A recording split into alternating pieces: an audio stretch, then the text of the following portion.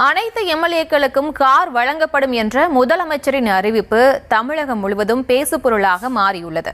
ஏற்கனவே எம்எல்ஏக்களுக்கு மாத சம்பளம் 1,05,000 ரூபாய் வழங்கப்பட்டு வரும் நிலையில் மக்கள் பணியை மேற்கொள்ள கார் வழங்கப்படும் என்ற அறிவிப்பு வெளியிடப்பட்டுள்ளது. அரசின் இந்த அறிவிப்பை பொதுமக்கள் எப்படி பார்க்கிறார்கள் என்பதை தற்போது காணலாம்.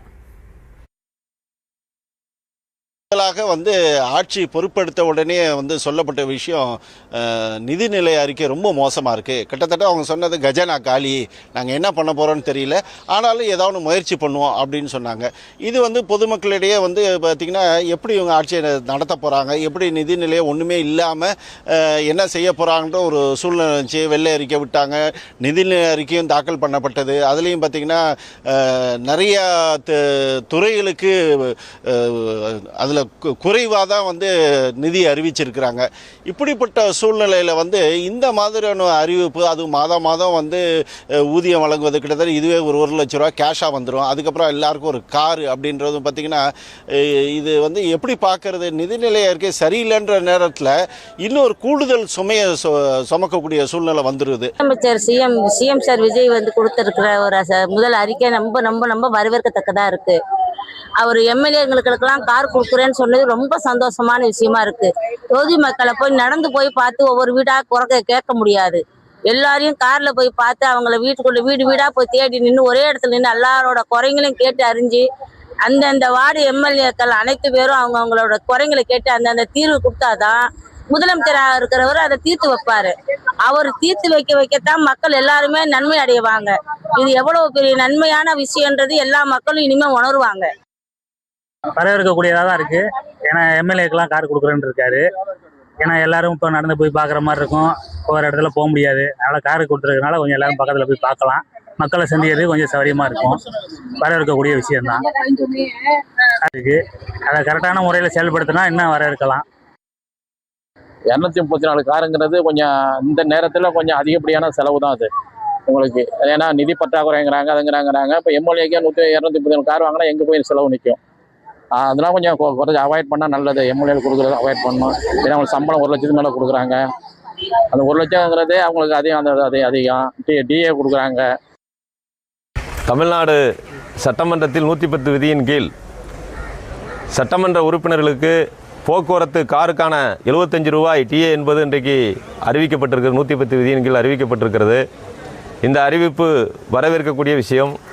உண்மையிலே சட்டமன்ற உறுப்பினர்கள் தொகுதி முழுவதும் மக்களை சென்று மக்கள் பணி செய்வதற்கு உதவியாக இருக்கும்.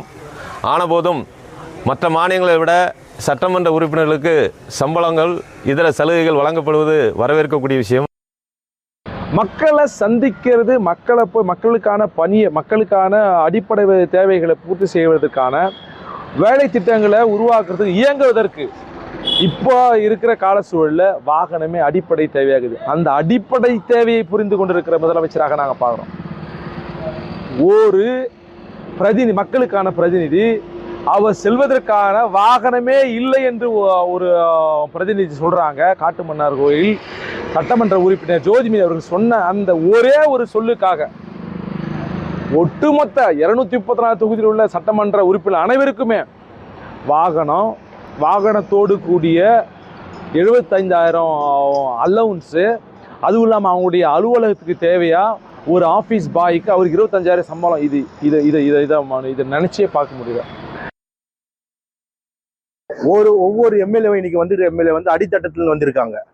அவங்க இன்னைக்கு ஒரு மக்களை, ஒரு பாமர மக்களை போய் உடனடியாக சந்திக்கக்கூடிய தருணம் ஏற்படுத்தி இருக்காரு. ஏனென்றால் ஒரு வாகன வசதி, எவ்வளவோ எம்எல்ஏக்கள் இன்னைக்கு வாகன வசதி இல்லாமல் இருக்காங்க.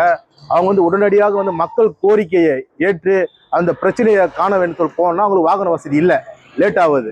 அப்போ அவங்களுக்கு ஒரு வாகன வசதி ஏற்படுத்தி கொடுத்தது மூலமாக அவங்க உடனடியாக அந்த மக்களுடைய பிரச்சனைக்கு தீர்வு காண ஈஸியாக ஒரு வழிவகுத்திருக்காரு. இது மிகவும் வரவேற்கக்கூடிய ஒரு விஷயமாகும். இன்னைக்கு ஒவ்வொரு எம்எல்ஏவும் ரொம்ப கீழ் மட்டத்திலிருந்து தான் வந்திருக்காங்க. அவங்களுக்கு இது அவங்க எதிர்பார்த்த ஒரு காரியம். நம்மளுக்கு ஒரு வாகனம் இருந்தா நம்ம உடனடியாக மக்கள் பிரச்சனையை தீர்க்கலாமே அப்படின்னு சொல்லிட்டு அவங்க எதிர்பார்த்த ஒரு காரியத்தை நம்முடைய தமிழ் முதல்வர் அவர்கள் இங்க செஞ்சிருக்கிறது வரவேற்கக்கூடியது. மக்களாகிய நாங்கள் வரவேற்பு தருகிறோம். இது எம்எல்ஏக்கு மாதம் 75,000 அவங்க பிஏக்கு 25,000 கொடுக்கறனால அவங்களுக்கு கொஞ்சம் இது இல்லாமல் எந்த லஞ்ச ஊழல் இல்லாமல் ஆட்சி நடத்துறதுக்கு கொஞ்சம் நல்ல ஒரு இது. அவங்களுக்கு கொடுக்க வேண்டிய அவசியம் என்ன இருக்கு? ஏற்கனவே 1,05,000 ரூபா அவங்களுக்கு சம்பள தொகை இருக்கு. அது இல்லாம அவங்களுக்கு நல்ல சலுகைகள் இருக்கு. இந்த மக்களுக்கு அந்த பணத்தை செலவழிக்கிறது போக ஏழை மக்கள் எவ்வளவு பேர் இருக்கிறாங்க.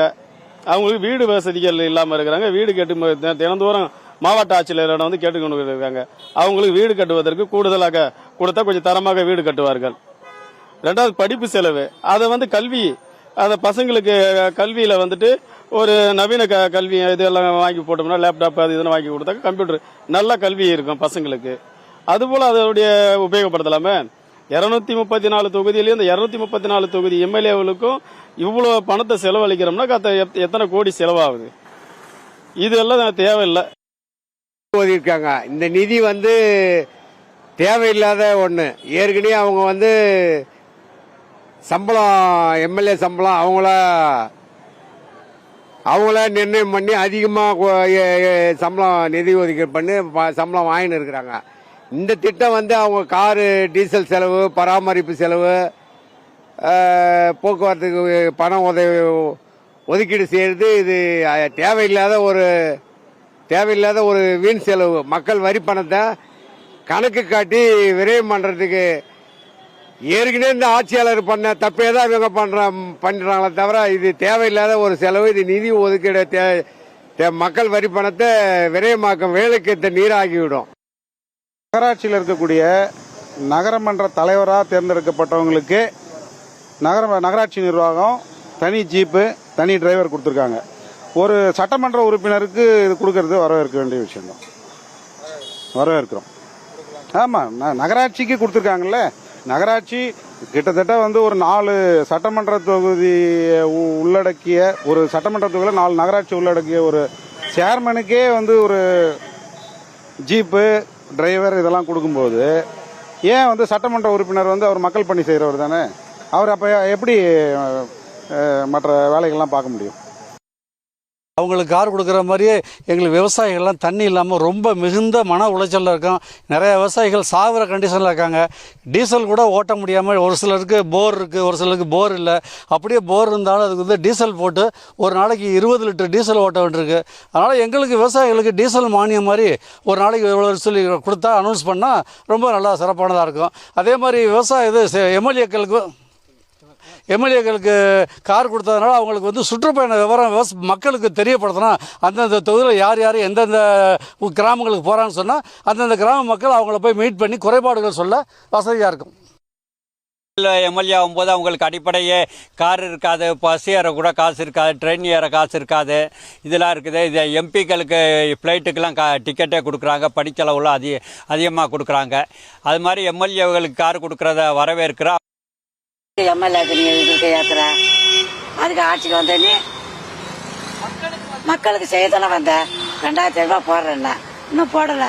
ஃப்ரீ பஸ் விட்றேன்ன, ஊர் பஸ் அது விடலை, அறிவிக்கல. மக்கள் எல்லாம் நாங்கள் உங்களுக்காக தான் ஓட்டு போட்டோம். அவன் தான் ரொம்ப பண்ணுறான்னு உனக்கு போட்டோம். நீ இது மாதிரி பண்ணால் என்ன அர்த்தம்?